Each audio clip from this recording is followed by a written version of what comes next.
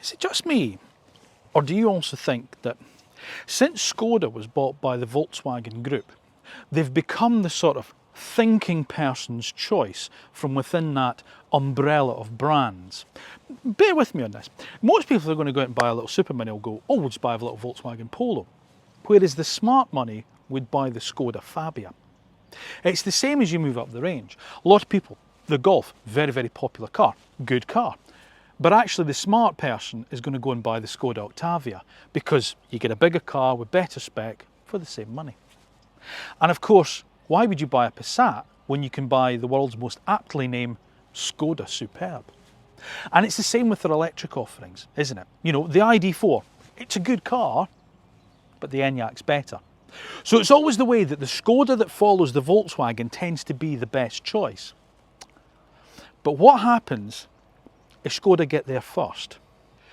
Because of all of Volkswagen siblings, it's Škoda that has come out with the new B-segment all-electric crossover first in the new Elroq.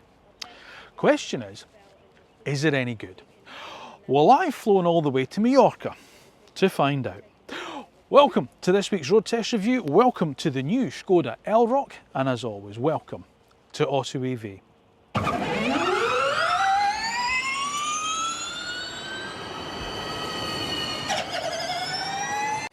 Now, before I start on this week's road test review of Škoda's new Elroq, it would be remiss of me not to ask you to make sure that you're subscribed to the AutoEV channel. Then once you've done that, press the little bell button that's down below. Now, why do you do that, I hear you ask? Well, you do that because you'll then get notified when the next video is uploaded and is gone live, and that way you don't miss anything from AutoEV, and that's important to us as a channel. So make sure you do that. Once you've watched it, if you enjoy it, and I really hope you do, I mean, I've travelled quite some distance to do this review for you guys, give it a little thumbs up, and don't forget, leave me your thoughts in the comment section down below. Let me know what you think about the cars we review on the channel, such as Škoda's new Elroq, and of course on the AutoEV channel as a whole. Right, a couple of little caveats just to sort of like get you started as well, by the way. We've landed this afternoon, we don't have a lot of time in the morning with the cars, and there's a very possibility I may have to share a car with somebody, so I'm trying to cram in a lot of the review now. I know the sun's going down, but I'll be doing it over 2 days, so there might be a little bit of continuity you'll see a difference in, so just bear that in mind. Hopefully the weather will hold, it won't be as bad as the EV3 launch I was on. Right, let's just get cracked on, shall we? Now, we've done a sneak peek with this car because back in the summer, I think it was July, we were given, you know, along with a couple of other guys, quite exclusive access to a car in Amsterdam in a studio there, and we went out and filmed a quick sneak peek with the car. So I have done a little bit with this car, and it has been on the channel. That's proved quite popular, and why shouldn't it? There's two things going for it. It's a B-segment electric SUV crossover, which is a hugely popular market sector. Everyone's got cars in this market. Stellantis Group, you know, Peugeot, Citroën, Vauxhall, Fiat, Jeep, of course Kia with the brilliant EV3 there and there. That's a rival for this car. And of course things like Volvo with the EX30 and Smart with the #1. So there's loads of choice out there. And secondly, it's a Škoda. And I always think, as I say, Škoda is the sort of the thinking person's brand from within the Volkswagen empire. It's the brand that people just, because it's sensible, they just do sensible stuff. And actually, in terms of their style and their quality now, I think they're much better than Volkswagen. I really do. But they've been a bit late with some of their EV offerings, whereas people like Volkswagen and Cupra and Audi from within the empire have given us 2 or 3 electric offerings. All we've really had from Škoda so far is the Enyaq. Great car. I prefer it to all the other cars that are built on that platform. So this is a really important car for them. Are they going to deliver us again a brilliant car in a really important market sector? Is it going to go straight to the top of the class, or is it just going to be a bit of a middle rung thing, and as I say, whatever follows from Volkswagen or Cupra, whoever, are they going to get the better choice? Time to find out. However, as always, let's take a brief snapshot about what the Škoda Elroq is all about. So the Elroq is Škoda's second dedicated electric model, and it sits alongside the Karoq combustion engine small SUV in the company's lineup. It's the first of Škoda's models to adopt the new modern solid design language. There's going to be a choice of 3 battery sizes, a 52 kilowatt hour one, 59 kilowatt hour one, or a 77 kilowatt hour one, with WLTP ranges going from 230 to 360 miles. There are 3 different power options available depending on battery, ranging from 170 PS to 286 PS. And prices will start in the UK from just £31,500 and climb to £41,600 depending on the model you choose before any options are fitted. Now, with prices, battery sizes, range and performance seemingly well covered, and of course the car being aimed right at the heartland of what Europe, the buyers in Europe want these days, i.e. a small B segment SUV, is the Elroq guaranteed a success, or are you better off putting your money into something like a Kia EV3 or a Volvo EX30, or dare I suggest even waiting to see what Volkswagen themselves might bring out? Well, of course, the only way we can find that out is by putting it through the actual road test that car buyers themselves trust when it comes to choosing their next electric vehicle. And you've guessed it, it is the AutoEV one. I keep telling you that, it's the AutoEV one. Wish you'd listen. Okay, we're going to start with how the car looks, as always. And this, as I say, is the first Škoda to adopt their new styling direction, what they call modern solid. You can tell it's a Škoda, there's no doubt about that, but it is moving the brand forward a little bit. Now, there's a few things about this car that I really like. Some of it I think could, maybe isn't so good, but there's a lot that I do like about the car. They've done away with the flying chicken. That's the one thing that I must admit I don't know if I'm keen on. The big Škoda badge in the middle is gone, it's just the lettering now. I don't know why manufacturers are going just towards lettering. Why are they not using their badges anymore? There's heritage in those badges. So the flying chicken's gone. I'm not sure I'm keen on that. However, the rest of it I quite like. This is what they call the tech deck. This is this new area here, a bit like Polestar, where they've got that smart zone at the front of their cars, for all the radar guided cruise control and the cameras and stuff embedded in them. This is what Škoda have, okay, the tech deck. So it's this area here that you can see going across there. You've got a camera in there and everything's kind of embedded in behind there. And obviously as things progress with technology, there'll be more and more gets added onto their car, so they can hide it all in there. So it is very neat. I do like this. There's some really typical Škoda crisp lines to the car, so I do like that. Very, very similar to what BMW have done and the Porsche Macan that obviously we reviewed a few weeks back, where you think the headlights are up here. They're not. These are the daytime running lights and indicators, and your main lights are down there. That's where your main lights, so they're splitting the headlamps up. So again, I don't know why manufacturers are doing that, but I do think it works here. I quite like it. It's okay. At the bottom, obviously, you've got your usual cooling down in there, so a nice sort of like open area there to allow cooling in, and you've got this contrasting sort of like black plastic here, which you'll see goes round sort of like the outside of the car. Now, we'll talk about colours and trims and specs and all the rest of it later on. The downside with coming sometimes on an international launch is sometimes you get given a car that's not representative of what we get in the UK. This sort of is this one. This is a Sportline car I've been given here in this blue colour. So that's what I've gone for. I wanted it to look different to the one we did in the studio shoot. And I'm sure this will be a popular option of car, but this is this race blue in a Sportline trim. So hopefully this is a UK spec car. Nice sharp lines. That's what I like about Škoda. Very defined. You've got the lovely bit of the bonnet that comes down. You can tell it's a member of the Škoda family. You can see the resemblance to things like the Karoq, the Kamiq, the Octavia, obviously all the Enyaq as well. But as I say, it's moving the design forward. But as I say, I am a little bit sad to see the flying chickens disappeared. There we go. 4,488 millimetres long, with a wheelbase of 2,675 mils, so pushed right out to the extremities of the car. Good long wheelbase for the car, good interior space, which obviously we'll cover in a little bit later on. So B segment crossover. Now, there's a lot of people, when I talk about B segment SUVs, there's a lot of people say, well, that can't be that with that length and stuff. We're going by the marketplace that the manufacturers are aiming at. Yes, I agree, certain cars are growing in size, like the EV3, and a lot of people said that's not a B segment SUV. It is. That's what the marketplace that they're pitching the car at. It's just that the market sizes are growing, I'm afraid, folks, that cars are getting bigger. That's just the end of it, you know. Wheel sizes, they range from 19s up to 21 inches. This is a 20-inch wheel that's on the Sportline car in race blue. Of course, the Sportline gets the blacked out trim as well. So you get the blacked out sort of wind. And again, that's not really doing anything. There's no vent needed there. It's just a piece of trim. I don't know whether it is needed or not. I'm not sure. I get it, it's a Škoda sort of signature. And I think when they do the VRS, they put the VRS badge in there. Correct me if I'm wrong on that. But okay, it's there. It's gloss black to match the gloss black window trim and roof rails that come in the car. And obviously door mirrors as well. Right, crossover size. So as I say, it's got a little bit more ground clearance, which allows, you know, sort of like a much better entry into the car. Now look as well.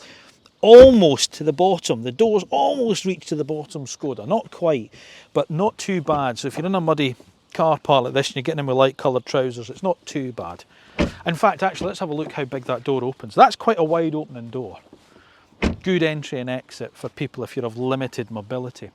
But not quite as futuristic looking, say, as the EV3, isn't it? You know, it's not quite got that kind of future. It's very subtle, very stylish, but very clean, but not exactly exciting looking like the EV3 is. But that's a Škoda for you. So they haven't pushed the envelope too far. Very strong shoulder line that runs all the way along from the front to the back of the car. That's good. You get a nice little bit down the bottom there, an upward sweep at the front. Good sort of like standout door handles, and I see you get the gloss black trim on the Sportline cars and privacy glass, and a nice high mounted rear roof spoiler at the boot, which has the side vanes to help with the aerodynamic efficiency. Now, aerodynamic CD is 0.26, its drag coefficient, which is quite good. That's all right. Helped in part with good airflow management underneath the car as well. I didn't point out at the front, there is some nice little open vents there that takes airflow around the wheels. And of course, with the wheels, they're that aero sort of style. So again, it helps airflow just down the side of the car and manages it well. So without there being too much to break that airflow down the side of the car, it slips through the air quite nicely. So yeah, so it's good. It's what we've sort of come to expect from the Czech brand. And I do like it. And as I say, you can see a family resemblance. If you've had a Elroq, for instance, and you're thinking maybe I'll go all electric next time, you're not going to be shocked moving into this car. And that's what Škoda want. They want to make sure they're not alienating a lot of their customers who have, you know, been loyal to them over the years, and they're going to make it easy for them to transition into an all-electric car like the Elroq. And of course, Elroq is just basically electric Karoq, the L of electric and the rock of Karoq, Elroq. That's where they got it from. So there you go. But yeah, not exactly setting your pulse racing, but certainly nothing here to offend people either. Good size of car. The back's the same, you see what I mean? In fact, in some respects, if you covered the badge and asked somebody to tell you if that was a Karoq or an Elroq, you probably wouldn't know. You know, it's a neat little car, but it's very familiar Škoda. And as I say, that's what they're aiming for. They're not trying to reinvent themselves as such. They're just trying to push themselves into a more modern age with a similar design language. And that's what they've done. So of course at the back, it's just the same as we've been used to with the model so far, which is neat, crisp, hardly stand out the whizzit. Good big roof spoilers, as I say, to help the airflow across the back of the car, and you can see those bits of trim down the side there to help the airflow around the back screen. Obviously a rear wiper. High mounted brake light up in there, just your model designations, again the Škoda lettering across the back, no separate badging, and of course they've got the new Škoda with the accent in the S. And somebody pointed out when a Scotsman says the word Škoda, it sounds like Sean Connery trying to pronounce the Škoda, but I'm told it's Škoda. There you go. Hatchback comes down to boot level, which is good for practicality. We've got a little reversing camera tucked under there, which also has a little washer nozzle, so it washes it and keeps it clean. Reflectors down at the bottom there, parking sensors and some black trim down at the bottom. Look, nothing exciting, as I say, nothing exciting at all, but clean, crisp, usual Škoda, exactly what we've come to expect from the company. Obviously not a golf cart, which comes in and out of shop. And very much part of the family, you know, it's fitted neatly in. And I think that's what they're going for. They're going for something, as I say, if you've got a Karoq at the moment, it's a very easy car for you to transition into. And if you don't have a Škoda, it's maybe not as polarizing as, say, something like an EV3, where you might look at that and go, oh, that's a bit modern and a bit wacky and stuff. You'll look at this and go, yeah, that's all right. I can see myself moving from a Ford Puma or my Volkswagen T-Roc or whatever into one of those. I like it. I think it's a nice looking little car. I really like the Enyaq and I like what they've done with the Elroq. But as I always say, it doesn't really matter what I think. It's what you think that counts. You are the guys out there buying these cars. What do you think of the new Elroq? Have they done enough? Should they have been a bit more daring? Should they have done something like Kia with EV3? Should they have pushed the boundaries a bit more? Or do you think they were wise to choose a more sort of like safe, stylish, sensible Škoda? Says Sean Connery. Let me know in the comment section down below. Right, is it practical? Yes, it is. Now, depending on the trim will depend whether you get an electric boot or not. You don't get it on the basic models. The higher up the range you go, they start adding things like that. What you have there is 480 litres of boot space, okay? Sorry, I told you a lie there. 470 litres of boot space. It's 1,580 when you fold the rear seats down, okay, which is a 60-40 split, but does have a little folding hatch. Now, we've just arrived at the hotel. I literally threw my luggage in a car and thought, right, I'm going to go and start filming. So, in some respects, there's my case, there's my camera bag, I've got a couple of jumpers and stuff tucked in there. There's a good amount of space there. And also, this is the thing that I love about Škoda. They're really sensible thoughts, okay? You can get things like, look, the net for hanging your charging cables in. You know, you can just tuck them into a cable. So you don't have to put them underneath the boot floor to pull them out when you need to charge the car up. If you've got luggage in there, they're there. You've also got these sort of like plastic bits down the side where you can stand things upright in, and little troughs and stuff that you can put things into. And next, now a lot of this is optional in fairness, but it's not going to be a ridiculous amount. And you've got this hammock style one here, you know, so if you're putting, say, your jackets and stuff, there's my jumper, I can put my jumper in there and my gilly. You can hang that up there so it's not lying on the boot floor. It's stuff like that that I like about Škoda. They're just sensible, aren't they? And if my memory serves me correctly, yes, there you go, your ice scraper, and also your tyre depth measuring thing on the side there. That's up in there. It used to be in the fuel cap at the other cars, but obviously it's electric car, you don't get that. Do we have some underfloor storage? Yes, we do. There's some storage in there and a little trough at the back there for extra cables and stuff. So there's a good amount of storage space in the car.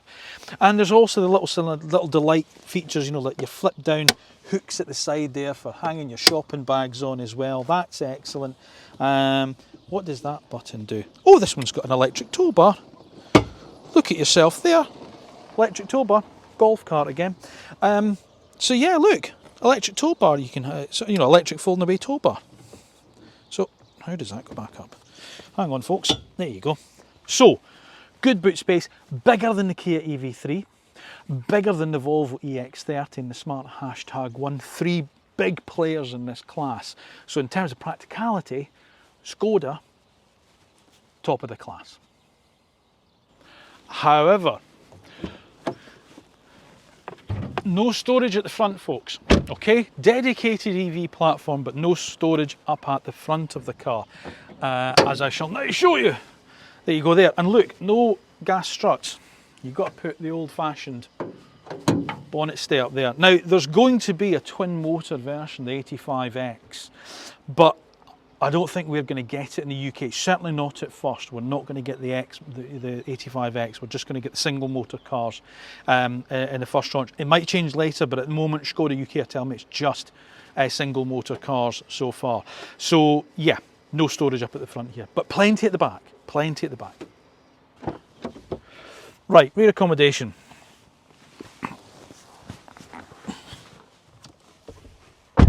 Well, it's good.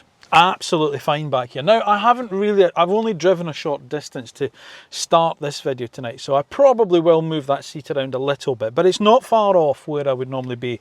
So from terms of leg space, absolutely perfect. So I'm 5'8", that's my sort of driving position.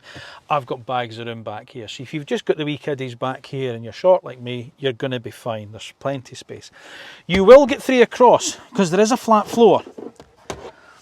Because I made this mistake when I was filming, I think when the original Enyaq came out, it had one of these boxes in it. And I went, oh, it's not got a flat floor. It does. You can just take that out.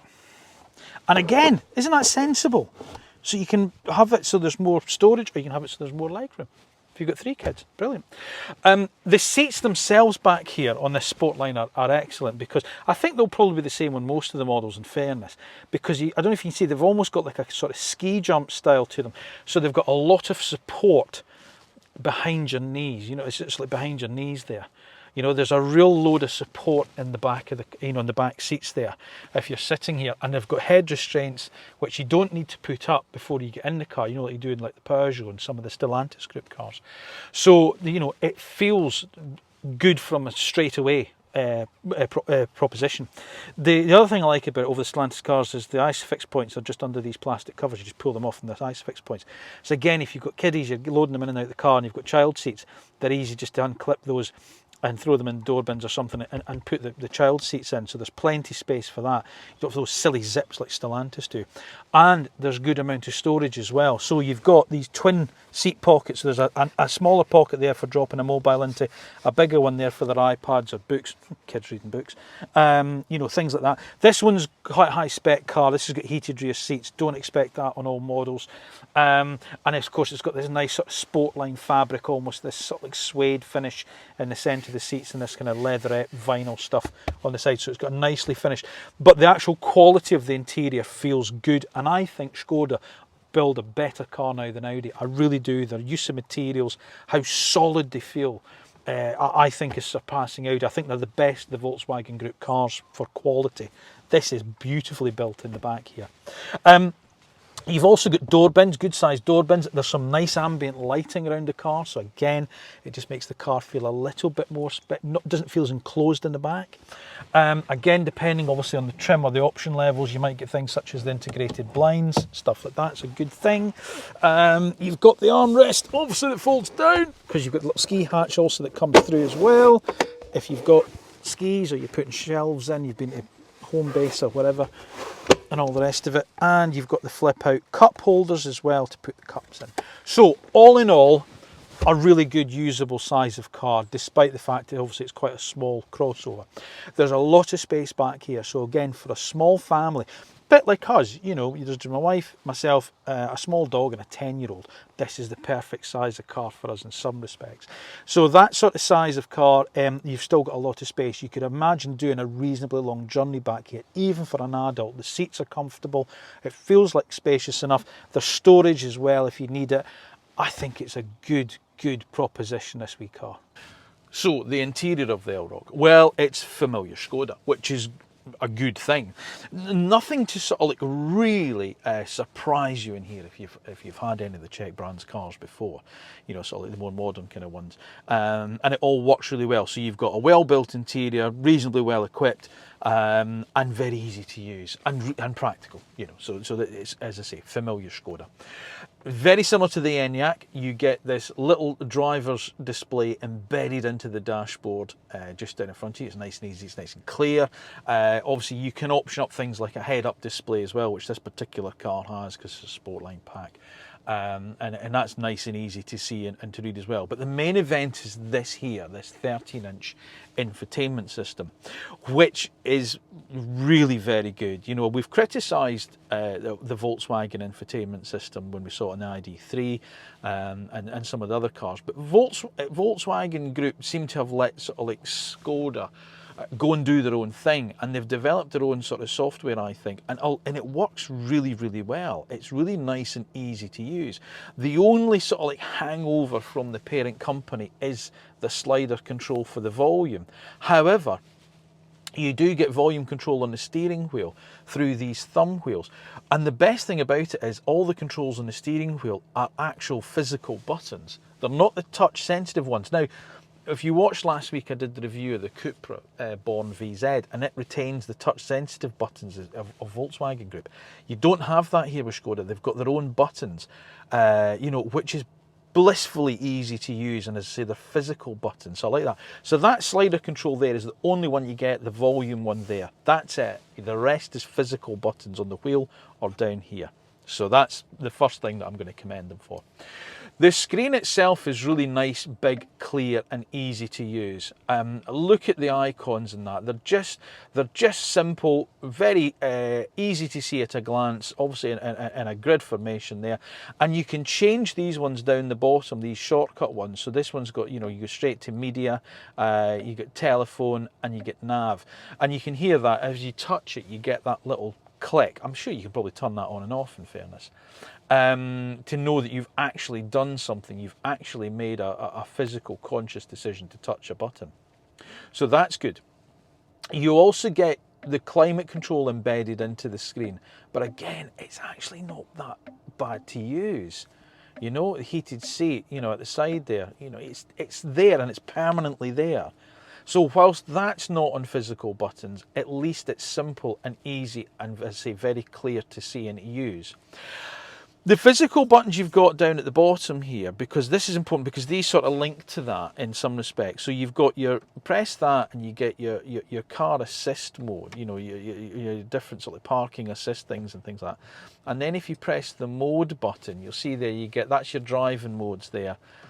And then if you press park, now it's got a thing, they've got this new parking control. They demonstrated it to us last night, where, you know, the car will spot a parking space as you pull up and sat alongside it, and from your phone you can get the car to park into the space.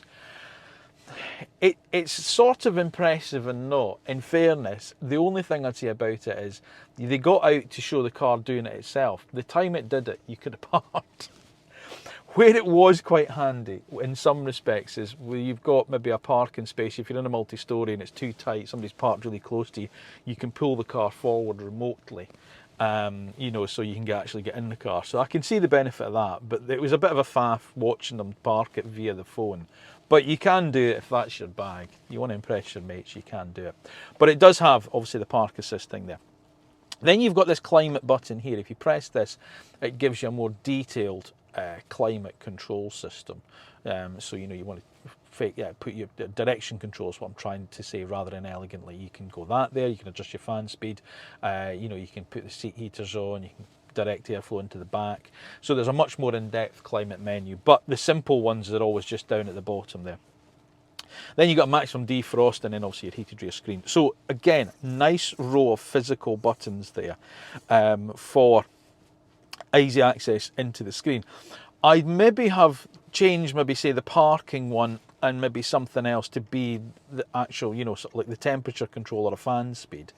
You know, just so again, you just know from a physical touch, if you've got your eyes on the road, you just know which one you're using rather than having to touch the screen. But as I say, the screen's mounted high, it's on top of the dash, it's easy to use, you can see it, it's nice and simple. So I can't really complain too much about it. As I say, I really like this. I like what Škoda have done here, you know, with this screen. It's so much nicer visually than the Volkswagens. And as I say, it's really, really simple to use. And obviously, you also get wireless Apple CarPlay and Android Auto as well. Okay, so I'm not going to harp on about that, but that's the screen. It's, as I say, I like it. It's big, it's bold, it's clear, it's easy to use. Everything across the top here, you know, there's shortcut buttons across the top. Again, you can go into your mode, you can go into your drive. Oh, that's one thing, sorry, I should always say as well. So, for instance, your driver assist modes. So you're driving along, let's say you've got your navigation on and you want to turn off, oh, I forgot to turn off your speed limit warning. It's just one press up there, and there they are there. So lane keep assist, speed limit warning, drowsiness, front assist. That's the only one you have to confirm. So, actually, it's only 2 presses away, you know, and as I say, that button is always up there. So that's not too bad. Yes, it's 2 stages, but it's not buried deep in menus. It's very easy to quickly get to. Right, okay, let's enough about that. Storage is excellent because you've got, well, I say that, it is and it's not. My big beef with Škoda is, whilst if you've got like a thin plastic water bottle, there's a thing that, but you see what I mean? You can vary the size of the cup holder, but it's either too loose or too tight.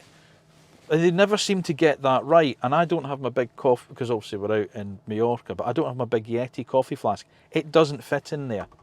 I know that, it doesn't fit in the Škoda cup holders. They need to be a bit better, I think. You can fit them down in the door, and what I will say is the door bins are all lined with carpet. So I do like that.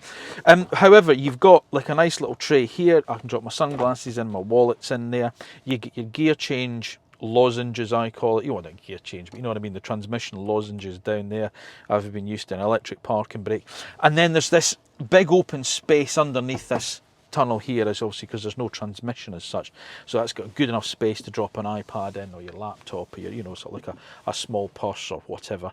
And then you've got charging pad in there for your mobile as well, so that's good as well. I want to talk about the quality of the materials, because I've maintained this for some time now. I think Škoda are the best in the Volkswagen group for the quality of their build. You know, this top of this dashboard, this squidgy rubber, that's just gorgeous, you know. And then you've got this leatherette round here, and then okay, there's a wee bit of fake carbon fibre going on there, but actually on this Sportline car you accept that it's different in different trim levels. And then again, you've got sort of like anywhere where there is a harder plastic isn't sort of like cheap shiny stuff. It's like proper, you know, proper big solid bits of plastic. You know, you can pull the doors closed with them and things like that. The build quality is off the chart. You know, it is absolutely by far and away the best in its class for quality in here. The quality of the materials, the feel of them, and as I say, the use of them. Now, this is a Sportline car, so this gets this nice sort of Alcantara type material in the middle of the seat, along with the sort of, you know, the leatherette vinyl as such. But if you go for, now it was the one I did in the sneak peek. If you do go for, I think it's the loft. Hang on, let me just make. I mean, I did make a note of it because I really liked it. The design selection loft. It uses a material called Recititin fibre on the door panels and things, and that's made up of, I think, 70% recycled fishing nets. So Škoda, not as much as Cupra, Škoda are ones that do talk an awful lot about sustainability and their use of materials, and you know, when they're trying to use recycled materials here, there and everywhere. So I do like that. You know, they're not quite as banging the drum as Cupra have, but they're doing it way more than say Volkswagen and Audi do. So you know, hats off to them there, Škoda. So this is, I have driven this car before. I drove it on that sneak peek, but it was a prototype that was camouflaged and we couldn't film with it, so I didn't really do anything with it. But I've been driving it this morning, and again, it is just, you know, the comfort that you get. I will talk about it when I'm out driving it again, but the comfort that you get from it, the driving position is absolutely perfect. These seats are beautifully comfortable. They really are. You know, they're really well supported. Well supported down sort of the lateral bolsters, you know, along the sides of your thighs. There's just enough, like the back seat I was saying about, you know, the sort of like, you know, the squab, how it just, there's enough support just underneath the backs of your knees there to hold you. Lovely. Now this is an option, in fairness, this little 3-spoke steering wheel. But you know, on this Sportline car, but it's a really lovely wheel to hold. You know, it feels nice in the hand. It's just the right sort of like, you know, diameter.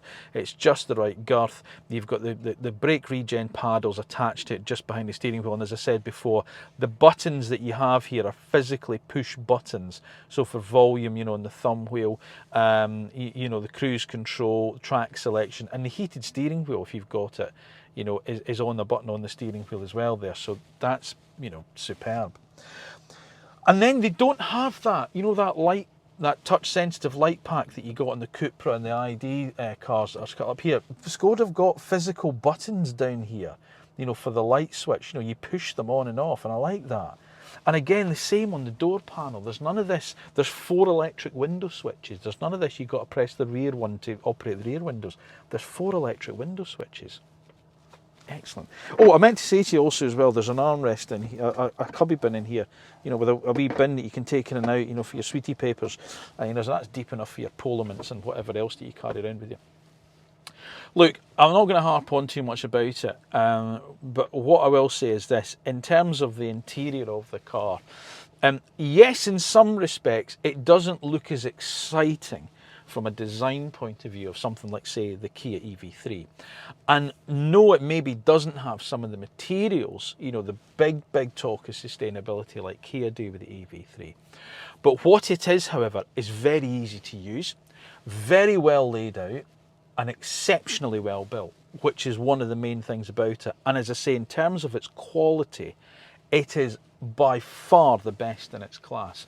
In fact, I'd say it's a better quality in here than I've seen in some cars costing upwards of £50,000.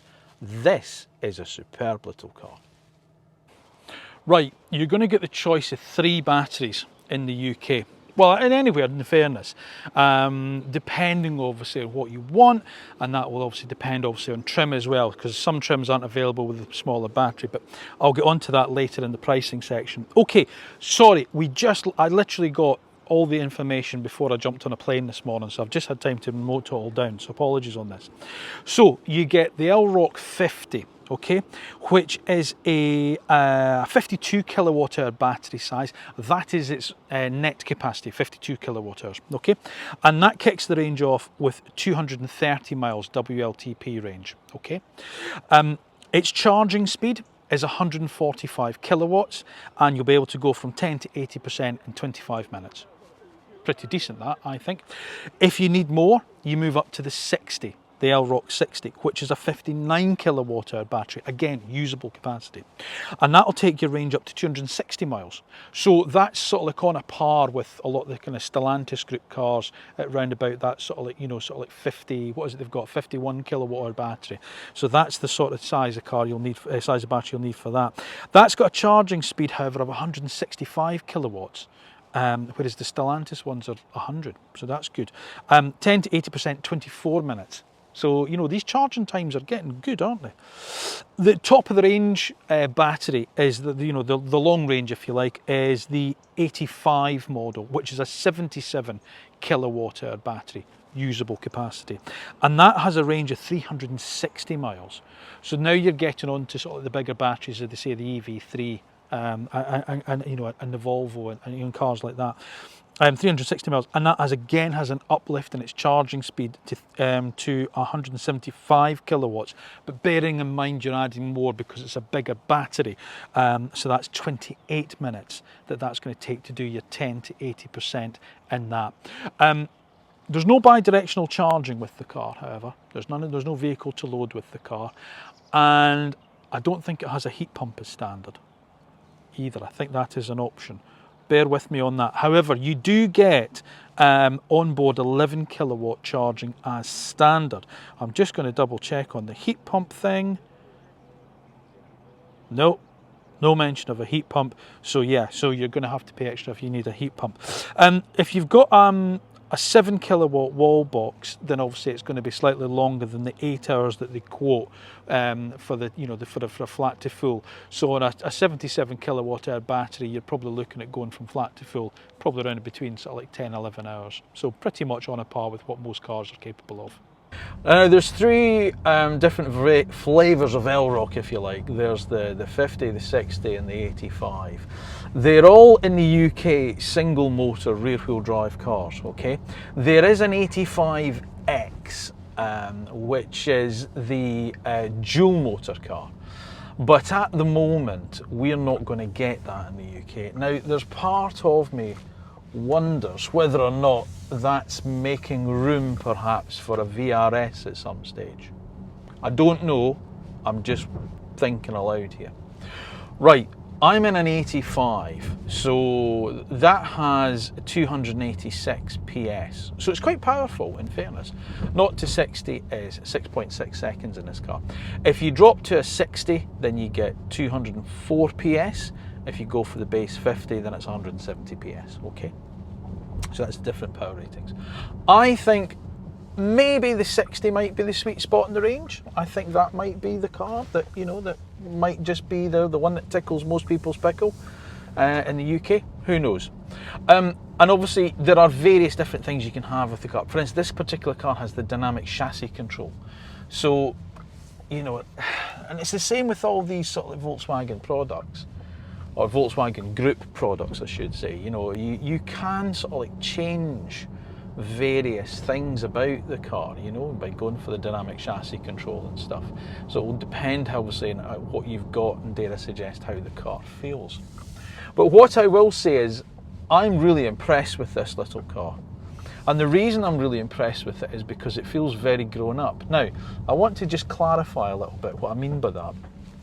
My wife's used that expression on our new long-term test car, which you're going to be seeing on the channel very soon. And she said, it feels like a very grown-up car in comparison with the iX2 that we used to have, the BMW iX2. And I get what she means. You know, it feels like a grown-up's car. You know, it feels solid. It feels, you know, it doesn't feel overtly twitchy or light. And that's what I think with the Elroq. It feels like a much bigger car. If you've driven an Enyaq and you jump in this, other than the physical size of it, there's not a lot of difference in the way that the car drives, in the sense that it doesn't feel like a small car out on the road. It does round about here in town, you know, you're down these little sort of like twisty sort of like town streets that I'm going through at the moment in Mallorca, you know, it's very easy to place, it's very easy to manoeuvre the car. So it doesn't feel big in that way, that's not what I mean. What I mean is, it's, you know, when you get it out on the open road, my goodness me, it does feel quite a big proper car. And I think, you know, in terms of when we look at the competition, which obviously we will do, you know, where you've got things like, you know, Fiat 600, Jeep Avenger, those type of cars, it feels like a much more substantial car than those cars. Okay, right. So that's the first thing. I always look for a couple of words to describe a car immediately when I start to drive it. And that was what I was thinking. I'm thinking refined, grown up. You know, that's the sort of like the two sort of like expressions that that spring to my mind when I drive this car. I feel like I could jump in this car and drive 6 hours up to see my mum in Scotland from my house in Surrey, and I wouldn't be fazed by it. You know, it would feel like a comfortably big enough car to do that trip in. So in terms of you guys, if you're buying it as a family car, you know, getting the kids in it, you know, dropping them at school, going on holiday with it, you know, going off down to Cornwall for half term, or going across to France for a, you know, 2-week summer holiday, this will do it amply. You know, this is a cracking wee car from that point of view. Right, I'm going off tangent a bit. Let me first of all get onto the road I'm supposed to be on. When you get it up onto the open road, so when you're out, you know, sort of like out and about on the open road, that's where it really, you start to understand, dare I suggest, the refinement that Škoda seem to have built into this car. Because it just does, as I say, it just doesn't feel like a small car. Now, I was really impressed by that when I drove the EV3. And I know a lot of people said to me, oh, it doesn't, an EV3 is not really a B segment car. It is, that's where Kia's pitching it at. You've got to understand, manufacturers, they're growing their cars, but they're pitching them at these market spaces.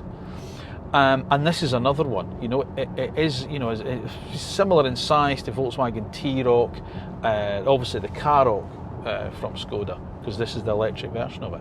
And it does feel like a very sort of like refined and grown up car from that point of view.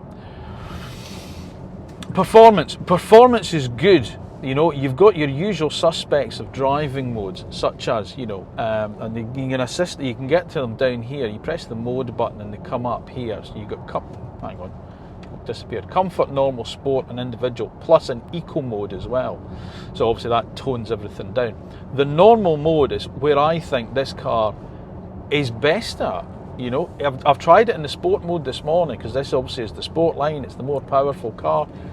It doesn't make an awful lot of difference. It doesn't turn it into some kind of, you know, rip snorting, like hot hatch rivaling, you know, little crossover. It's fine. There's not a huge amount of difference. It's not like it's lacking in performance, you know, with this in the standard mode. If I put my foot down now, it really picks up speed. But the thing that really impresses me with this car, and it reminds me of the Porsche Taycan that I reviewed the other week, and I'm going to use this word, it feels mechanical.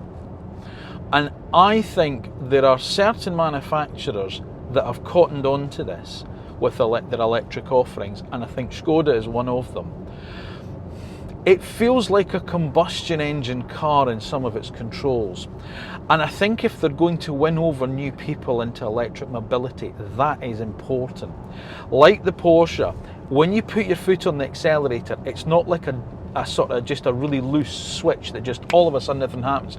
There's a progression in the pedal that feels like actually you're making the car accelerate. I don't know if that's making sense, but that's how I feel with it. It feels a mechanical car to drive. It doesn't feel like an appliance. It doesn't feel like just a computer with wheels or whatever, you know, that people say that electric cars are. It doesn't feel like that at all. It feels like a combustion engine car to drive. So when you put your foot down on an accelerator, you've really got, I don't mean it's difficult, you just got to push through it and it accelerates. That's what I like. It's not the torque's there, it's instantaneous delivery of the torque, but it's not like standing on a landmine and everything all of a sudden just explodes, you know. It just feels like it's accelerating like a combustion engine car does. It's the same with the brakes. Yes, it's using an element of regen first, then the physical brakes will kick in the harder you push. But the feel you get back from the pedal doesn't make it feel like that. It makes it feel like you're doing it all. And I think that's deliberate, and I applaud it because I like that. I like that, and I think, as I say, if you're going to get people out of combustion engine cars into EVs, if you can make it feel as normal a transition as possible, that's what you want. Right, let's move on from that. Handling's really tidy on the car. There's a nice, again, that kind of weight into the steering that you expect. You know, going into these sort of bends here, you know, they're nice kind of flowing bends. You put the car in, you know where the wheels are turning, and it just gets you around the corner. It's rear wheel drive, as I say, the motor's mounted at the back, so the wheels are uncorrupted with power, so you know, you turn into the bend, that's what they're doing, they're steering, the power's coming from the back, and it just gets you around the corner just nice and neatly. I like that. It's a really tidy handling little car, this. Now, in fairness, these roads are very smooth that we're on in Mallorca. I will caveat that. So what I am finding, if I sit here and say the ride quality is blissful, even on these big 20-inch wheels on the Sportline, of course it is, because it's like driving across a billiard table down here. So I'll maybe reserve a little bit of judgment on the ride quality until we get a car in the UK. What I can say, however, is the dampers are really well judged. There isn't a lot of float in the car, so there is a lot of undulations on these roads. So as you're going down them, you don't tend to find your porpoising down it, and the dampers are still dealing with the last bump while you're hitting the next one. It doesn't feel like that. It feels like they're really well sorted. They've engineered them well. Now, a lot of that might be to do with the dynamic chassis control that's fitted to this car as well. But in fairness to Škoda, having driven some of their other products that doesn't have DCC, I do realise that they are pretty decent when it comes to their chassis control. So I am quite impressed with that. So the ride quality is good, the brakes are nice. There are 3 levels of brake regen that you adjust via the paddles on the steering wheel. So obviously you can go up and down the paddles. It's odd, I think, because you add it with the minus paddle and take it off with the plus paddle. I never understand that. I always think that's a bit odd. Anyway, that's by the by. But yeah, you can adjust brake regen from the steering wheel, no problem there at all. As I say, performance-wise, well, they've given me a 286 PS car. It's not lacking in performance. But as I say, it doesn't feel, you know, sort of like explosively fast. It just feels nice and quick. So you're getting past a cyclist there. It's just a squeeze of the accelerator and it just gets you past. So again, you know, nice progressive accelerator pedal. The only downside that I can probably just, the one thing, and I am really splitting hairs here, there's a tiny bit of wind noise from this area here. A tiny bit of wind noise from this driver pillar, you know, sort of like this mirror over here at higher speed. That's it. And it would be resolved by turning up the stereo, obviously. You could resolve that by turning up Ken Bruce. You know, make him be a bit louder and you'd get rid of that. But that's the only thing I'm picking up in terms of faulting it as a drive is there's a tiny little bit of wind noise just coming from round there, and that's it. The driving position's perfect, the seats are holding me well, the screen I can see nice and easily. It is literally just a hand stretch away to adjust anything. I've got a good view down through the steering wheel into this driver's binnacle here. The wheels are perfect sort of size. I did criticise the Enyaq because it's got like a much bigger steering wheel on it now, and I don't like that. On here, actually, this doesn't feel like too big or too small a wheel. It feels just right. So the driving position's perfect. The way the car drives itself is pretty perfect. It's another winner from Škoda, it really is. As I say, it feels as good as an Enyaq, if not a bit better, in a smaller package. What is not to love about that? This is a great wee car. Now it's getting dark now, I'm losing a huge amount of light, so this is what I mean, it's a very fragmented video. I've done some of it one day, I'm going to be filming the rest of it tomorrow. So you'll notice a lack of continuity in things like the interior because I'll be outside, hopefully it'll be sunny and all sorts of things. But I want to talk about pricing now because I got the pricing for the car this morning. Interesting. So, starts with the Elroq SE50. Now the 50 model with the small battery only comes in the SE trim level, okay, so you can't get it as a Sportline and stuff like that, and that comes in at £31,500, okay, good starting price. I think it's a really important starting price, and what I have found with Škoda, and even the basic models are quite well equipped, and you can pick and choose some different trims and add things onto them, so I think that's a really good key starting price for the car, £31,500. Now you can go up then obviously the battery size to the 60 model, where you can have that in either SEL, Edition or Sportline trims, okay, so you get a much wider choice of trim levels if you move up to the 60. That's probably going to be a big seller in the UK, I think, that mid-spec 60 model. You know, you've still got a bigger range, you've still got 250 odd miles, was it 259 miles of range, so it's on a par with what else is out there in the marketplace, and the price starts for that car at 33,350. Okay, so again, good price for that size of car.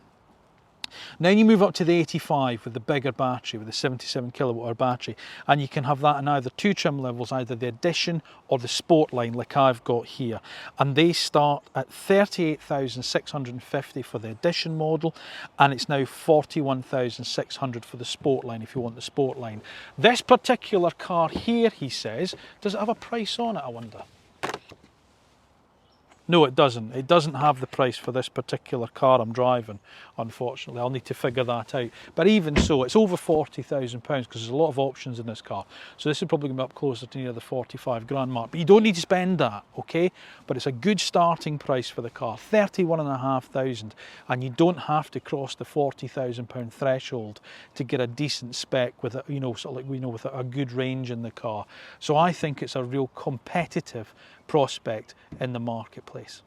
Well, before I sign off for this evening, let's talk about that marketplace. Let's talk about what other cars that you're going to consider against the Elroq. And of course, we've already mentioned some of the main competitors for the car, which is going to be, of course, the Kia EV3, the Volvo EX30 and the Smart #1.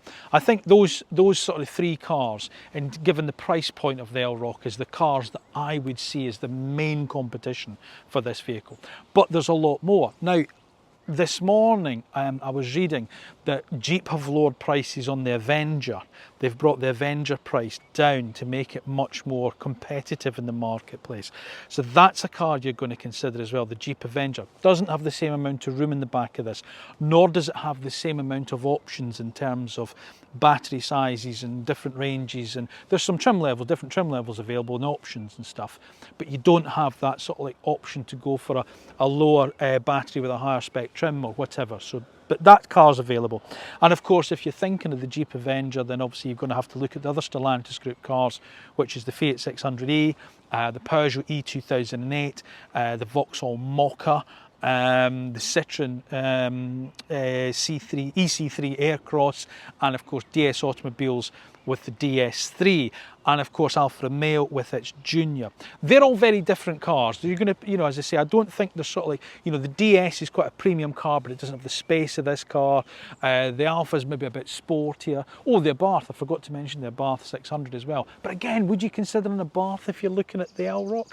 I'm not sure you would. Another car that was announced this week as well was the Ford Puma E. I think they're calling it the E-Gen or the Gen E Puma. That's been announced. So that's another car. And of course the Puma is a big seller in the combustion engine market. Ford's biggest seller in the UK. And I think it's the UK's best selling car at the moment again. So again, that's a car that you're also going to consider.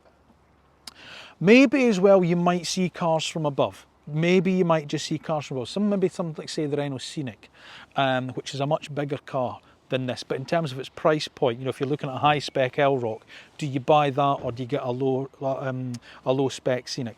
Who knows? So you might also see cars just creeping in from above as well. But as I say, when you think about it, this B segment market space, it's huge. It's absolutely huge, and everyone's got electric offerings in there. And I think what Škoda have done is very, very clever with the Elroq, as I say, the way they've positioned it alongside the Karoq as the combustion engine car. And maybe you might see more price parity with these two cars being offered, where you've got the choice of combustion engine or electric, a bit like Vauxhall are doing. Who knows, maybe some for the future. But certainly in terms of competition, there's plenty out there. So spend your money wisely, folks. So here's what we like and what we don't like about Škoda's new Elroq. Well, we like its neat design, its practicality, the fact that there's a choice of batteries and drivetrains to suit most people's needs, its build quality and use of materials, and the fact that it drives like a much bigger and more expensive car than it really is. We don't like. Well, whilst we do like the look of the car, we do wonder whether the design is just playing it a little too safe. There's no doubt the top trim levels with the bigger battery get expensive by the time you've added some options. And disappointingly, the warranty still lags behind the likes of Kia, Hyundai and some of the others in the class. Škoda seem to have taken their time in following up the brilliant Enyaq. Was it worth the wait? 100% it was. This is a fantastic little car. Everything that we love about the Enyaq, the smooth drive, the practicality, the feeling of space inside, the build quality and the decent driving dynamics, they've managed to cram all of that into a smaller car. Now don't get me wrong, by the time you've sort of like added some options, if you go for the big battery, the higher trim level, like the sport line and stuff, it is starting to get quite pricey. You are above that sort of £40,000 threshold where you start to pay a little bit higher in the tax brackets and things.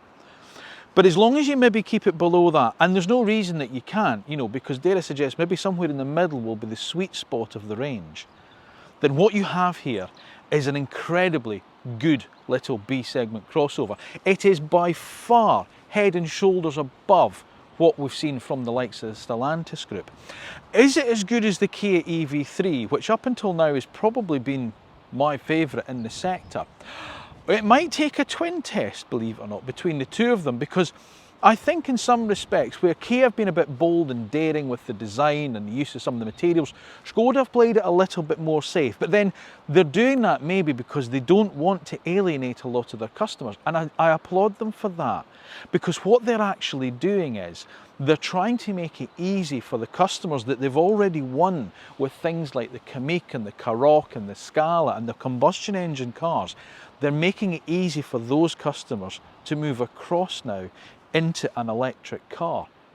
And the Elroq does that, and it does it really, really well.